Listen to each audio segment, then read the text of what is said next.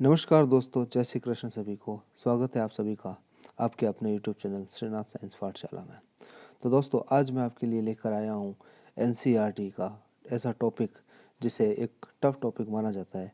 Light chapter से प्रकाश, दर्पण और लेंस से संबंधित वस्तुनिष्ठ प्रश्नोत्तरी और एक से एक ज़बरदस्त प्रश्न लेकर आया हूँ दोस्तों। कक्षा 6 से लेकर कक्षा 10 तक जो लाइट चैप्टर का पार्ट है सभी बुक्स में साइंस की, उन सभी का निचोड़ है दोस्तों इस वीडियो के अंदर। और मैं उम्मीद करता हूं कि अगर ये वीडियो आप देख लेते हैं तो ये सारे क्वेश्चंस जो है आपके परीक्षा में बहुत ज़्यादा मदद करेंगे। उससे पहले वीडियो शुरू करूं उससे पहले दोस्तों, पिछले वीडियो में जो मैंने आपको एक प्रश्न दिया था कि हाइड्रोक्लोरिक एसिड का दूसरा नाम क्या होता है, तो उसका आंसर है दोस्तों सी ऑप्शन था उसका, म्यूरिएटिक एसिड। क्या बोलते हैं दोस्तों?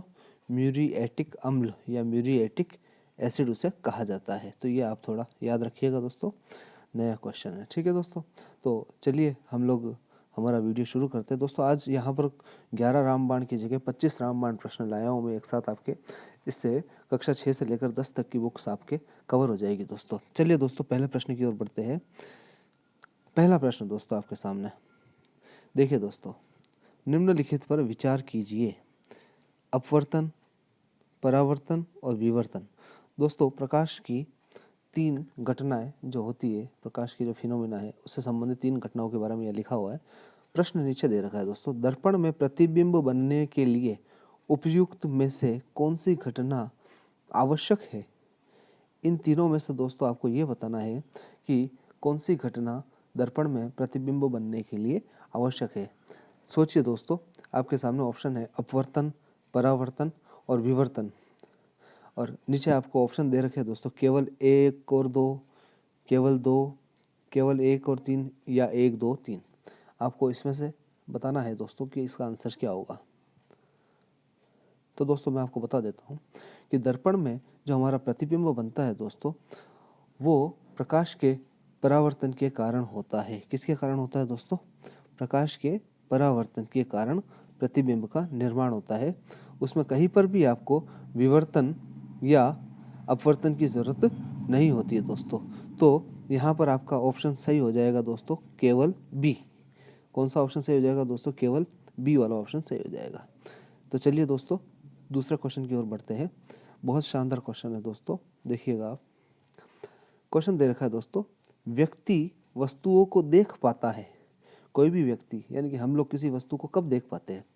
वस्तु पर प्रकाश पड़े, जब वस्तु के ऊपर प्रकाश पड़े, या फिर जब व्यक्ति की आंखों पर प्रकाश पड़े, जब प्रकाश वस्तु पर पड़े और आंखों की तरफ आए, या इनमें से कोई नहीं। तो दोस्तों सोचिए कि मान लिया कि यहाँ पर कोई वस्तु रखी हुई है और कोई व्यक्ति जो है उसकी आंखों से वो देखना चाह रहा है उस वस्तु को, तो वो वस्तु उस व्यक्ति को कब नजर आएगी दोस्तों? जब कोई लाइट की रेज इस वस्तु के ऊपर गिरेगी और टकराने के बाद उसकी आंख तक जाएगी, तो वो उस वस्तु को देख पाएगा दोस्तों।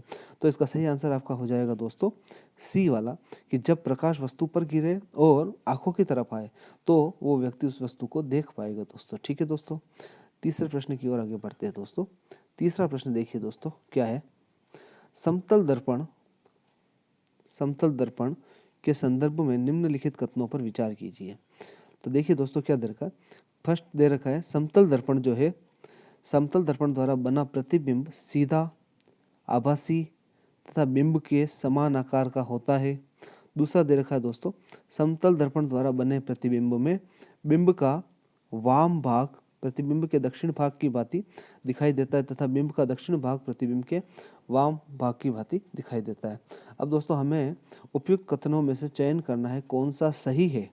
ठीक है, केवल एक सही है, या केवल 2 सही है, या दोनों सही है, या दोनों में से कोई भी सही नहीं है।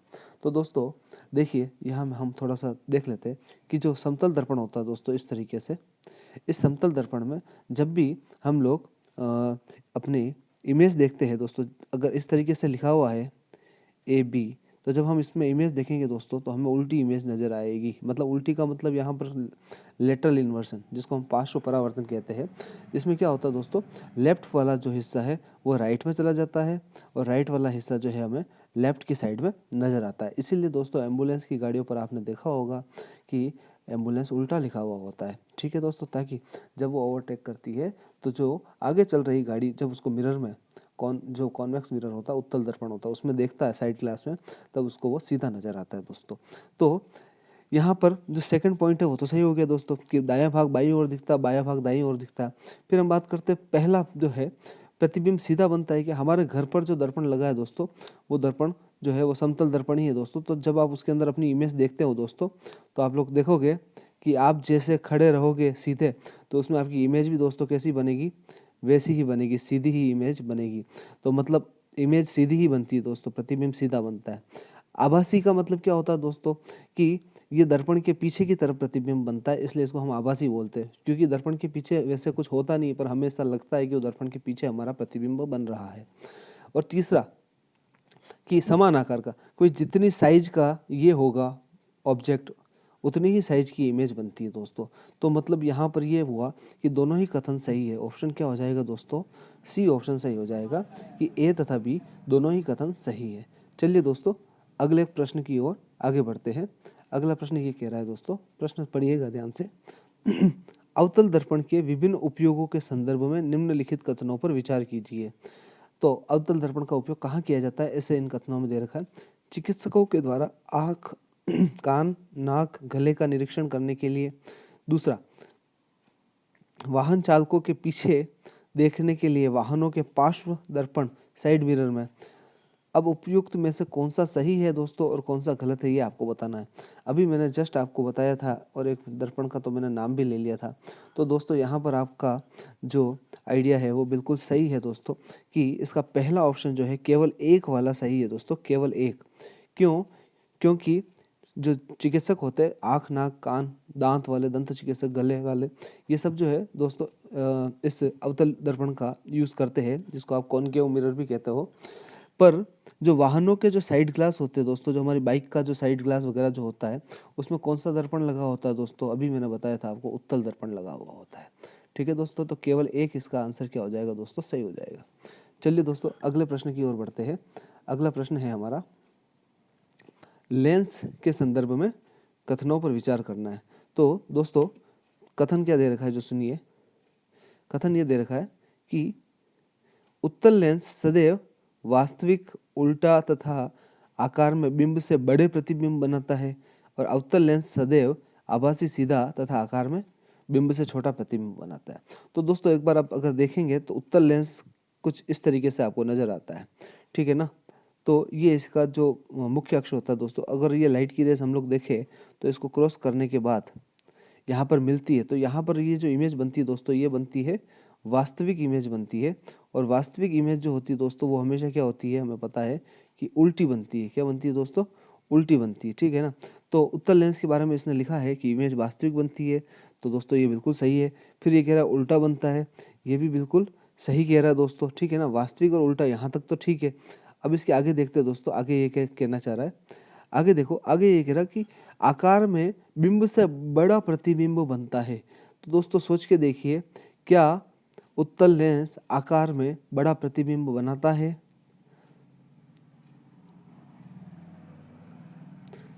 तो आपको पता लगेगा दोस्तों कि इसके अंदर क्या है, बड़ा प्रतिबिंब नहीं बनता है दोस्तों, बिंदु नुमा यहाँ पर छोटे छोटे प्रतिबिंब बनते जाते हैं। ठीक है दोस्तों, तो पहला कथन जो है पूर्ण रूप से सही नहीं है, इसलिए पहला कथन क्या हो जाएगा दोस्तों, गलत हो जाएगा। पहला तो गलत हो गया, तो हम दूसरे को भी चेक कर लेते हैं क्या दूसरा सही है या नहीं है। ठीक है ना। तो हम लोग देखते हैं, अवतल लेंस सदैव आभासी, सीधा और आकार में बिंब से छोटा प्रतिबिंब बनाता है।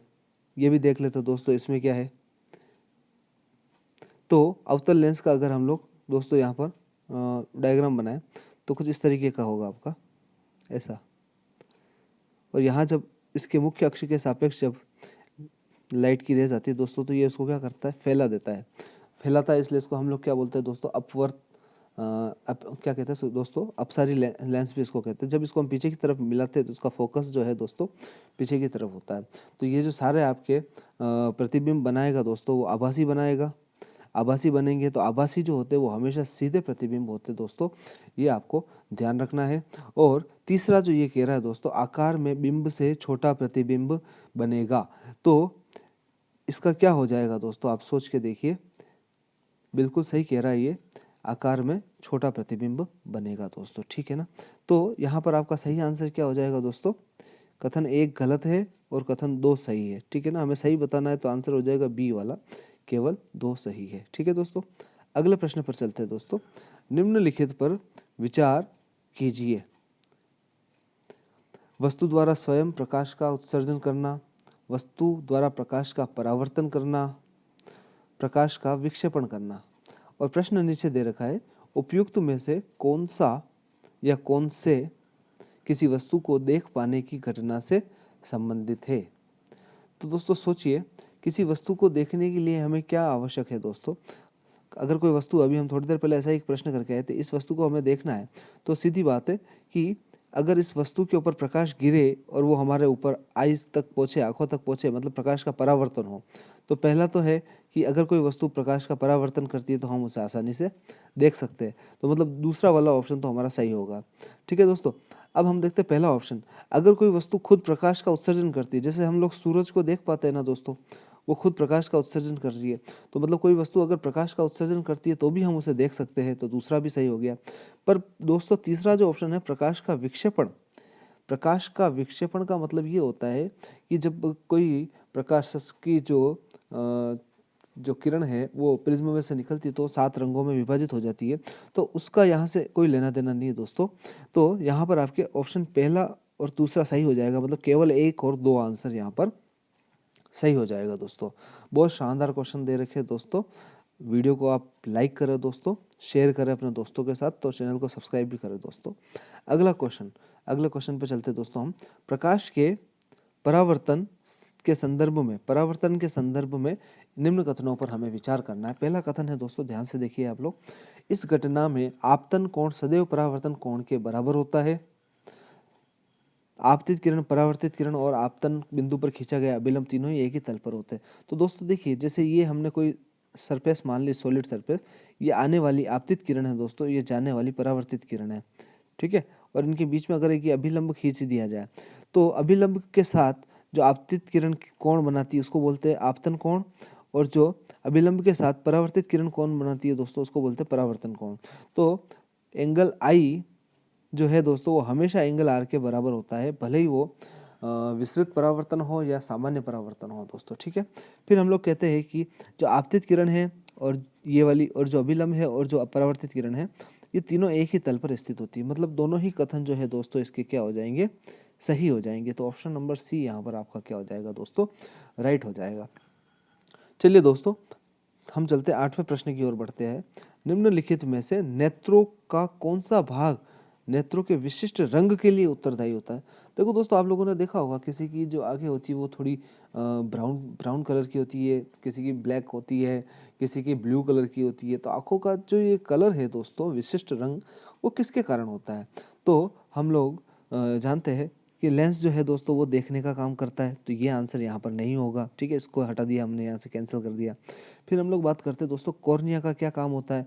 तो कॉर्निया जो है दोस्तों, याद रखिएगा आप लोग, नेत्र दान जब हम करते हैं तो उसमें कॉर्निया का दान किया जाता है दोस्तों। ये कलर के लिए जिम्मेदार नहीं होती है, ये प्रकाश की कितनी मात्रा जो है वो हमारे आंखों में प्रवेश करेगी उसको नियंत्रित करती है दोस्तों। रेटिना भी कैंसिल हो जाएगा दोस्तों, क्योंकि रेटिना पर क्या बनती है दोस्तों, इमेज बनती है। क्या बनती है, इमेज बनती है, प्रतिबिंब का निर्माण होता है। तो एट लास्ट आपका क्या बच गया दोस्तों, परितारिका, जिसको आइरिस बोलते हैं। ये क्या करती है दोस्तों, आपके आंखों के विशिष्ट रंग के लिए जिम्मेदार होती है दोस्तों। तो दोस्तों प्रश्न अगर आपको अच्छे लग रहे हैं तो वीडियो को लाइक ज़रूर करें दोस्तों। अगले प्रश्न की ओर बढ़ते दोस्तों। अगला प्रश्न है आपके, रेटिना के संदर्भ में निम्नलिखित में से कौन कौन से कथन सही है उन पर हमें विचार करना है दोस्तों, ठीक है ना। तो यहाँ पर हम लोग देखते हैं, पहला कथन ये दे रखा है कि रेटिना जो है दोस्तों अनेक तंत्रिका कोशिकाओं की बनी होती है। बिल्कुल सही लिखा हुआ है दोस्तों कि बहुत सारी नर्व सेल जो होती है उनसे मिलकर बनी होती है।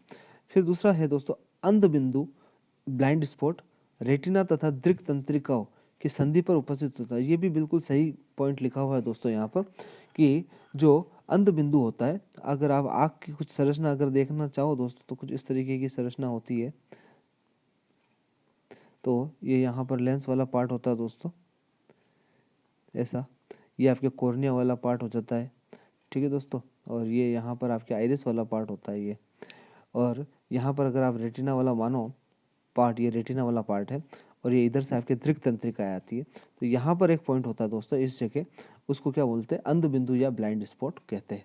फिर दोस्तों देखते हैं तीसरा पॉइंट क्या कह रहा है, क्या ये भी सही है क्या। इस बिंदु पर बने प्रतिबिंब का प्रभाव वस्तु को हटा लेने पर तुरंत ही समाप्त नहीं होता है।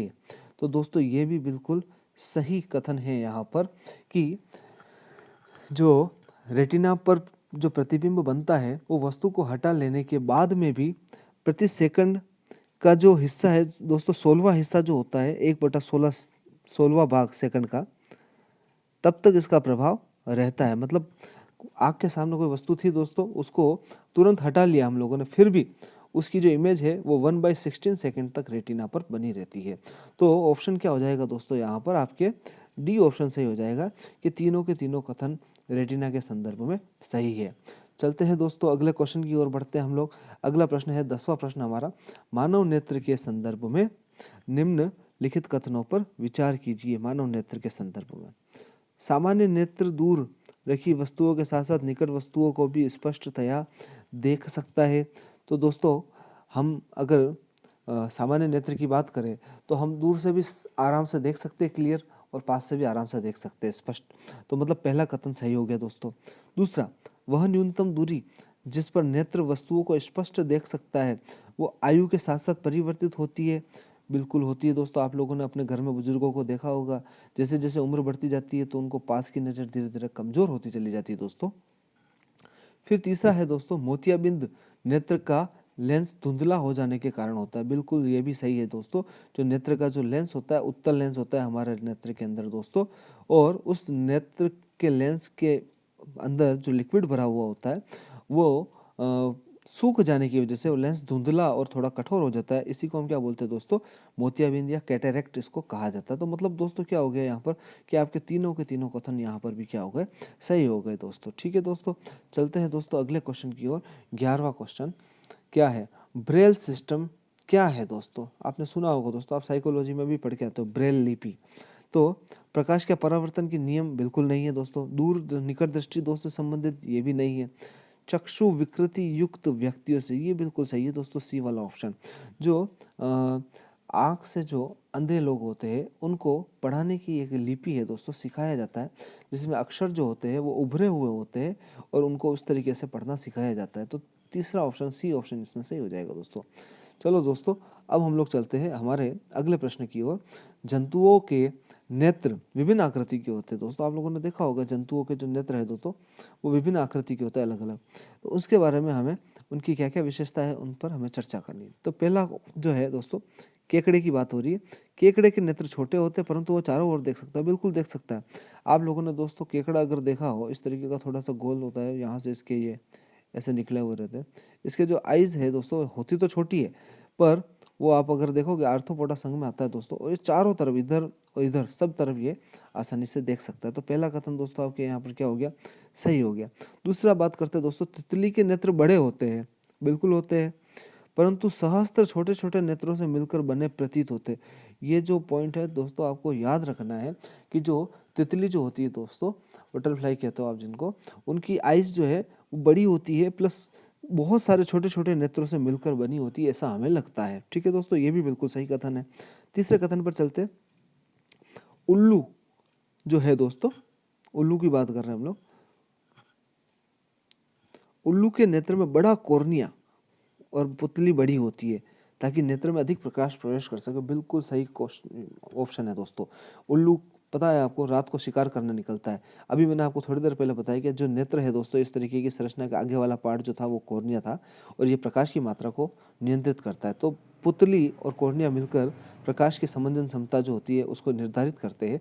तो इनका ये जो पार्ट होता है उल्लू का, कॉर्निया वाला, बड़ा होता है ताकि मैक्सिमम लाइट इसके अंदर एंटर कर सके और वो अंधेरे में भी क्या आसानी से देख सके। तो दोस्तों यहाँ पर भी आपने देखा कि तीनों के तीनों कथन सही है। तो दोस्तों ये एक प्रश्न के अंदर आपको कम से कम 3-3 प्रश्न देखने को मिल रहे हैं।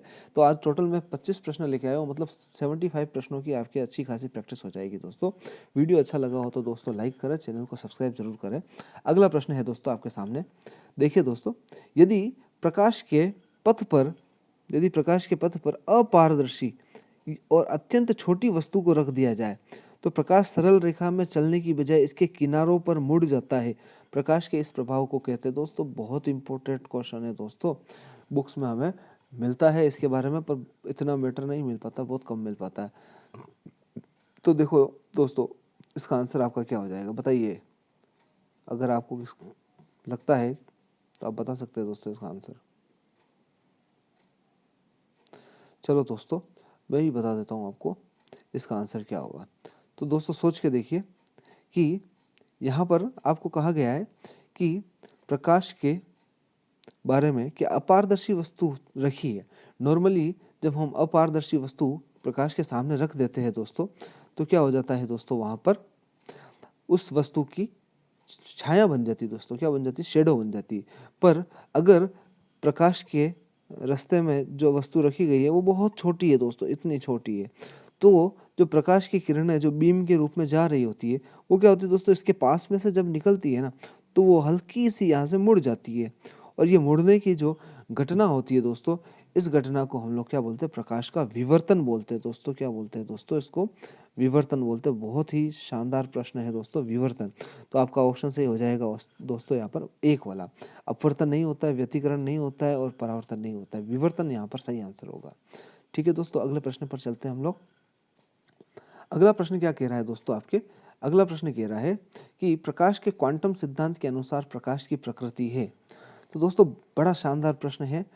प्लांक का क्वांटम सिद्धांत है दोस्तों, और उन्होंने ये कहा था कि भाई जो प्रकाश है वो न तो कण के समान है और न ही तरंग के समान है। तो इसका सही आंसर है दोस्तों सी। आपको याद रखना है दोस्तों कि इन्होंने आधुनिक सिद्धांत दिया था, उसमें इन्होंने न तो कण माना है प्रकाश को, न ही तरंग। दी ब्रोगली ने जो है दोस्तों दोनों ही माना था। ठीक है दोस्तों, हम लोग आगे चलते हैं, 15वें प्रश्न पर चलते हैं। 15वां प्रश्न दोस्तों ये कहता है कि आपतन कोण परावर्तन कोण के बराबर होता है एवं आपतित किरण दर्पण के आपतन बिंदु, अभिलंब, परावर्तित किरण सभी एक ही तल में होते हैं। उपरोक्त विवरण प्रकाश के किस नियम या घटना से संबंधित होते हैं?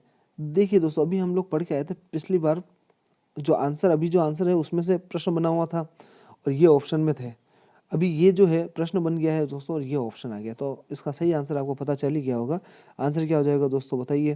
प्रकाश का परावर्तन, परावर्तन के नियम है दोस्तों ये दोनों जो ऊपर लिखे हुए हैं। चलो दोस्तों अगले प्रश्न पर चलते हैं। अगला प्रश्न क्या है दोस्तों?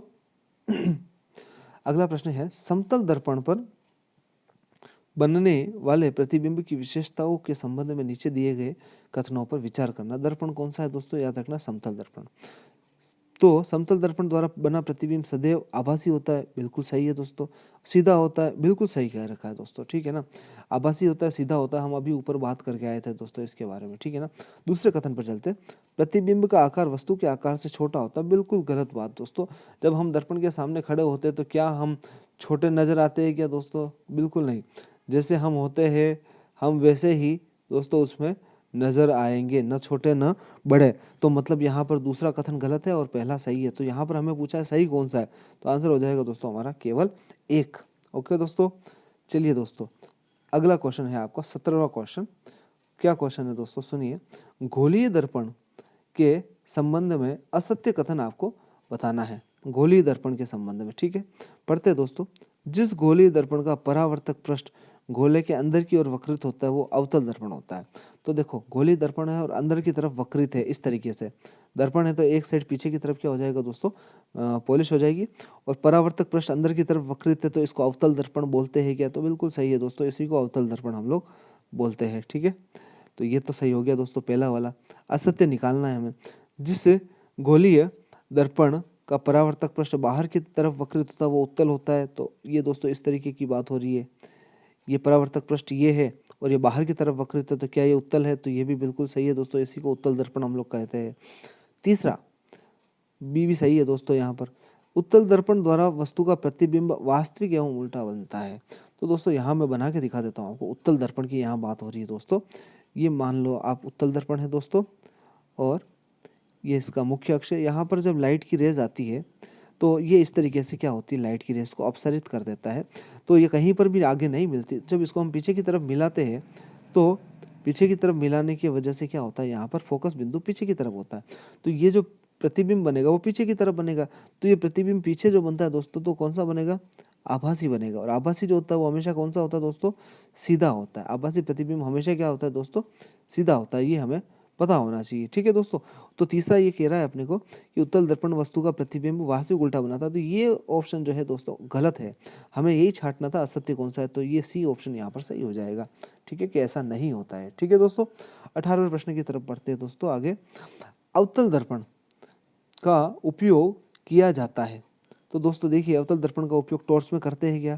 तो ये टॉर्च जो है दोस्तों, ये वाला इस तरीके का आपका ये जो टॉर्च है, इसमें ये जो अंदर वाला परावर्तक पृष्ठ है दोस्तों, ये आपके अवतल दर्पण का बना होता है, इसलिए ये बिल्कुल सही कह रहा है। वाहन के अग्रदीपों में जो हेडलाइट होती है दोस्तों आपकी, जैसी भी हो कंपनी की, अंदर का जो परावर्तक पृष्ठ होता है दोस्तों, जहाँ से बीच में लट्टू लगा होता है, वो लाइट यहाँ से चारों दिशाओं में टकराने के बाद एक बड़ा जो है बीम के रूप में बाहर निकलता है। तो इसमें भी क्या होता है दोस्तों, आपके अवतल दर्पण का प्रयोग किया जाता है। तीसरा, दंत विशेषज्ञ, अभी हम आगे बढ़ के आए थे कि डॉक्टर लोग जो है वो अवतल दर्पण का उपयोग करते हैं। शेविंग मिरर, ये भी आपको याद रखना है दोस्तों कि जो नाई की दुकान पर जो दर्पण लगा हुआ होता है, वो शेविंग दर्पण जो है दोस्तों, उसमें भी अवतल दर्पण ही होता है। तो दोस्तों इसका मतलब ये हुआ कि यहाँ पर उपरोक्त सभी ऑप्शन सही हो जाएगा, कि चारों के चारों ऑप्शन सही है, इन चारों में ही अवतल दर्पण का उपयोग किया जाता है। चलिए दोस्तों अगले प्रश्न पर बढ़ते हैं हम लोग। अपना अगला प्रश्न है 19वां प्रश्न। किस छोटे दर्पण की सहायता से ऊंचे भवन या पेड़ की पूर्ण लंबाई का प्रतिबिंब देखा जा सकता है? दोस्तों हमारे पास कोई छोटा सा दर्पण है, तो वो कौन सा है? क्या उत्तल है या अवतल है, ताकि हम उस बड़े भवन को या पेड़ को आसानी से उसके अंदर देख सकें। तो हम लोग देखेंगे दोस्तों कि इसका जो सही आंसर होगा वो हो जाएगा आपका दोस्तों उत्तल दर्पण हो जाएगा। क्या हो जाएगा दोस्तों? उत्तल दर्पण। आप लोगों ने देखा होगा कि अगर हम बाइक लेकर जा रहे हैं और ये हमारा जो साइड ग्लास है दोस्तों यहाँ पर, ठीक है ना, साइड ग्लास बड़ा छोटा होता है, इसमें से बहुत डिस्टेंस पर भी अगर कोई गाड़ी आ रही होती है तो हमें वो पूरी की पूरी गाड़ी इसमें नज़र आ जाती है। क्यों? क्योंकि इसका जो दृश्य क्षेत्र होता है उत्तल दर्पण का, वो बहुत ज़्यादा होता है दोस्तों। तो वाहनों के साइड ग्लास में ये इसीलिए लगा के रखा जाता है दोस्तों। तो सही आंसर आपको पता चल गया दोस्तों कि जिसकी दृश्य क्षमता जो है, विजिबिलिटी पावर है, वो ज़्यादा होती है, उत्तल दर्पण है, इसलिए इसका उपयोग करते हैं। अब चलते दोस्तों अगले प्रश्न की ओर। अगला प्रश्न है आपका 20वां प्रश्न दोस्तों। अगर आपको प्रश्न अच्छे लग रहे हैं दोस्तों, तो वीडियो को लाइक करें, चैनल को सब्सक्राइब जरूर करें दोस्तों। अगला प्रश्न देखिए दोस्तों, अगला प्रश्न क्या है? निम्नलिखित में से कौन सा दर्पण पश्च दृश्य देखने के लिए वाहनों के साइड में लगा होता है? तो दोस्तों ये प्रश्न तो आप आराम से कर लोगे, अभी मैंने आपको जो आंसर बताया वही इसका आंसर हो जाएगा दोस्तों। आंसर हो जाएगा दोस्तों इसका उत्तल दर्पण, ठीक है दोस्तों। सीधे आगे बढ़ते हैं 21वें प्रश्न पर। निम्नलिखित कथनों पर विचार कीजिए। प्रकाश का अपवर्तन प्रकाश के एक पारदर्शी माध्यम से दूसरे माध्यम में प्रवेश करने पर प्रकाश की चाल में परिवर्तन के कारण होता है। और फिर क्या कह रहे हैं दोस्तों, दूसरा कथन जो है वो भी सुन लीजिए कि प्रकाश के अपवर्तन के कारण पानी से भरी हुई टंकी की तली ऊपर उठी हुई दिखती है। तो दोस्तों ये दोनों ही घटना जो है वो अपवर्तन से संबंधित है और दोनों बिल्कुल सही है। कि क्या होता है दोस्तों कि देखिए आप लोग कि अगर ये कोई ग्लास शीट है और ऊपर एयर है, वायु वाला माध्यम है दोस्तों, और नीचे ये ठोस कांच ग्लास है, तो यहाँ से जब एयर में से कोई प्रकाश की किरण आ रही है दोस्तों, तो वो जब अभिलंब यहाँ पर डाल दिया जाए तो ये इसको इस डायरेक्शन में जाना चाहिए, पर थोड़ी सी अंदर मुड़ जाती है। तो इसकी चाल भी जो होती है दोस्तों, वो क्या हो जाती है, थोड़ी सी कम हो जाती है। तो जब कम घनत्व वाले माध्यम से अधिक घनत्व वाले माध्यम में कोई प्रकाश की किरण जाएगी तो उसके प्रकाश की चाल जो है दोस्तों वो कम हो जाएगी। प्लस ये अपवर्तन की घटना इसी को कहते हैं दोस्तों, यही अपवर्तन होता है कि जो यहाँ से प्रकाश की किरण को यहाँ से इस डायरेक्शन में जाना था पर इधर नहीं जाके इधर मुड़ गई, तो अपनी जो मूल दिशा से प्रकाश की किरण विचलन दर्शाती है, इस घटना को अपवर्तन कहते हैं। अब इसको इस डायरेक्शन में जाना पर इधर नहीं जाकर ये इधर मुड़ जाती है, ठीक है ना। तो यही अपवर्तन होता है दोस्तों। और इसी अपवर्तन के कारण कि जल की जो पेंदा होता है दोस्तों, वो हमें ऊपर उठा हुआ दिखता है, जल में डूबी हुई छड़ जो है वो टेढ़ी नजर आती है दोस्तों। और इसी अपवर्तन के कारण कुएं की गहराई दोस्तों हमें कम प्रतीत होती है। इसी अपवर्तन के कारण दोस्तों हमें सूरज जो है, सूर्यास्त और सूर्योदय के समय आभासी रूप से सूर्यास्त के बाद भी कुछ समय तक दिखता है और सूर्योदय से पहले भी कुछ समय तक नज़र आता है दोस्तों। तो अगर आपको कोई आभासी चीज़ नज़र आए दोस्तों कि हो नहीं रहा है पर ऐसा लग रहा है, मतलब तारे टिमटिमाते हैं, तो दोस्तों वहाँ पर भी अपवर्तन होता है। तो ये सारे अपवर्तन के बहुत सारे एग्जाम्पल थे जो मैंने आपको बताया। अगले प्रश्न पे चलते हैं दोस्तों। 22वां प्रश्न है दोस्तों।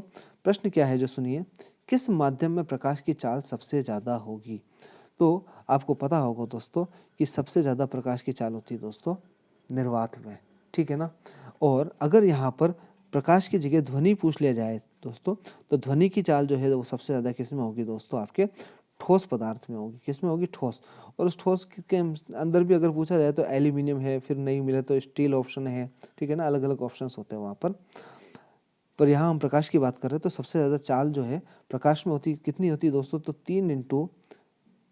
निर्वात में होती 3 × 10⁸ मीटर पर सेकंड। तो प्रकाश की सबसे ज़्यादा चाल किस में होती है दोस्तों? आपको समझ आ गया होगा, निर्वात में होती है, ठीक है ना।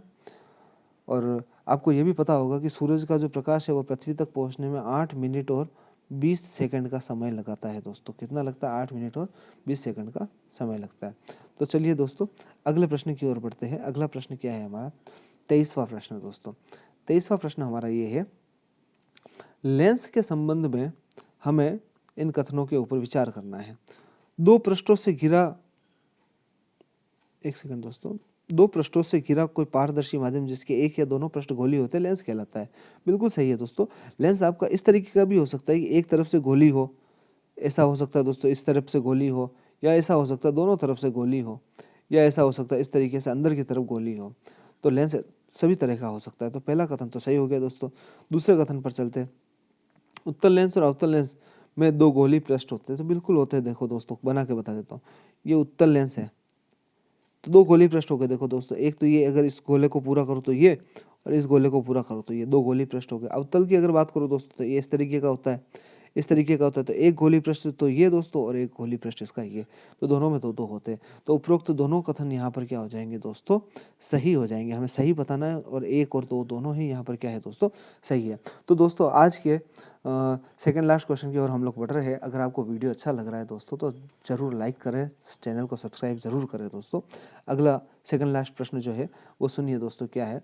किस दर्पण से आप चाहे कितनी ही दूरी पर खड़े हो, आपका प्रतिबिंब सीधा बनेगा, सदैव सीधा बनेगा? तो दोस्तों आंसर देखिए यहाँ पर क्या है। ऑप्शन दे रखा है, केवल समतल, केवल अवतल, केवल उत्तल, या समतल और उत्तल दोनों। तो दोस्तों यहाँ सही आंसर आपका हो जाएगा समतल दर्पण और उत्तल दर्पण, दोनों में ही आप कितनी भी दूरी पर खड़े हो, आपका जो प्रतिबिंब है दोस्तों वो हमेशा कौन सा बनेगा? आभासी बनेगा। और आभासी से याद रखना कि पीछे सी लिखा हुआ होता है, इसलिए ये सीधा ही बनता है हमेशा। आभासी हमेशा सीधा बनता है, ठीक है दोस्तों, सदैव सीधा बनेगा। चलिए दोस्तों आज के अंतिम प्रश्न की ओर हम लोग बढ़ते हैं। आज होमवर्क के लिए आपको प्रश्न जो देना है वो यही है दोस्तों, लेंस की जो क्षमता है दोस्तों वो किस में मापी जाती है? आपके पास ऑप्शन है डायप्टर, डॉप्सन, मैनोमीटर और हाइग्रोमीटर। तो आपको बताना है दोस्तों कि लेंस की क्षमता जो है हम किस इकाई में मापते हैं। तो दोस्तों आज का वीडियो यहीं ख़त्म होता है। उम्मीद करता हूँ ये जो 25 प्रश्न हैं आपको अच्छे लगे होंगे। बहुत ही शानदार प्रश्नों का संग्रह लेके आया हूँ दोस्तों, एनसीईआरटी का सार निकाल करके मैं। और दोस्तों उम्मीद करता हूँ आपको पसंद भी आए होंगे। वीडियो को लाइक करें दोस्तों, चैनल को सब्सक्राइब करें। थैंक यू वेरी मच दोस्तों। जय श्री कृष्ण।